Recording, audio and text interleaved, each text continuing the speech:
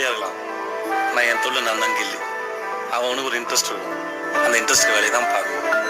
நான் என் தொழில் பிடிச்சி தான் வந்தேன். ஆனால் இப்போ தொழில் ரொம்ப பிடிச்சி போச்சு. என்ன பண்ண சொல்லு? என் நம்பி 4 பேர் நம்ம கொஞ்சம் கொஞ்சம் சிரிக்கிறாங்கல்ல, அதான் லைஃப்ல கெத்து. கணக்கு வேணா நீங்க புள்ளியா இருக்கு. இந்த சேர் எந்து இப்ப நான் உட்காந்துருக்கேன். நான் எழுந்து போன வேற ஒருத்தர் உட்காந்துப்பாங்க. அப்ப யாரோட சேர் இது? நான் 4 பெட்ரூம் வச்சிருக்கேன். சும்மா எத்தனை பெட்ரூம்ல தூங்குவேன்? அப்ப 3 பெட்ரூம் எதுக்கு? ஒரு பெரிய கட்டில் வச்சிருக்கேன். அந்த மெத்தையில படுத்தா தூக்கம் வருது, கீழே படுத்தா தூக்கம் வருது. தூக்கம் யாருக்கு சொந்தம்? அப்போ தூக்கம் எங்க இருந்து வருது? எங்க படுத்தாலும் தூக்கம் வரணும், அதுதான் தூக்கம். நான் மெத்தையில படுத்தா தூக்கம் வரேன் என்பது அதை நான் சொஃபிஸ்டிகேட்டா மாறிக்கிறேன்.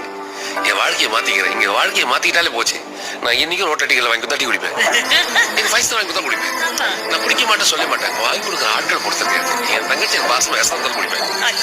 ஏன் காரணம் அப்படின்னா நம்பிக்கை தங்கச்சுமா. நம்பிக்கை தான் வாழ்க்கை. இது நிரந்தரம்.